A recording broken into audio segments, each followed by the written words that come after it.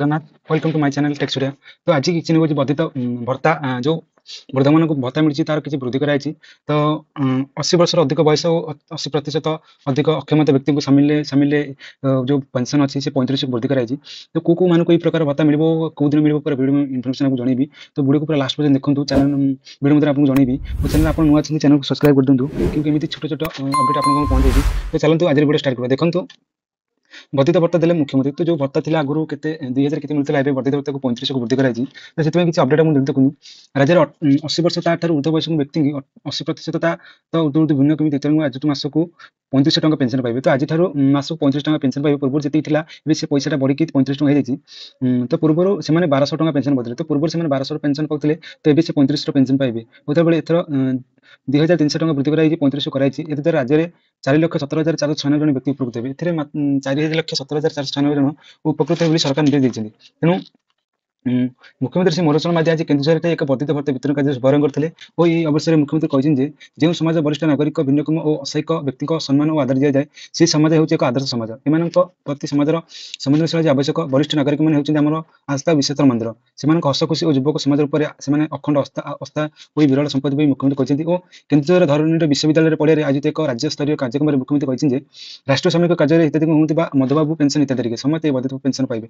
तो यही समय जो 80 वर्ष वृद्ध मैंने जो उनको मधुबाबू पेंशन मिली सीमांचल यही जो योजनार भागीदार हो। केन्द्र जिलार 9,913 जन व्यक्ति अंतर्गत अच्छा।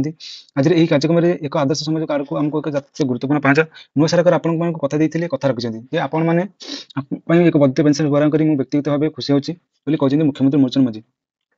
तो मुख्यमंत्री आहरी कहते जन मनुष्य भाव जन स्नेह क्षमता सहायता कर वास्तविक मन खुशी दिए और पूर्ण अर्जन करता है। मुख्यमंत्री अभियोग प्रकोष्ठ वयस्क भिन्नक्षम मैंने समस्या नहीं आगे आगे प्रधान समस्या नुहे ताही समाधान दीजिए। गरीब भिन्नक्षम असहाय को साहय जो सतोष पाँच जीवन सबुठ श्रेष्ठ पुंज कहते। तो ये जो मुख्यमंत्री मूलचंद माझी किसी वक्तव्य देते तो से पुणी कहते आसंता मास 6 मास आम सरकार आसक मात्र 6 मास कि यही मसरे गुरुत्वपूर्ण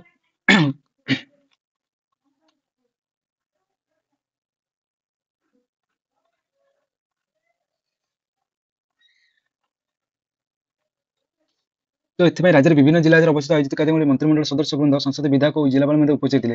कार्यक्रम में घसीपुर विधायक श्री बद्रीनारायण पात्र, चंप विधायक श्री सनातन महाकूड़, पाटन विधायक श्री अखिल चंद्र नायक, तेलखाई विधायक डॉक्टर फकीर नायक और केन्दुझर जिलार परिषदर अध्यक्ष श्रीमती सागरिका साहू प्रमुख ही वर्धित भत्ता और वयस्क विभाग आर्थिक संतुलन करने जोग देते।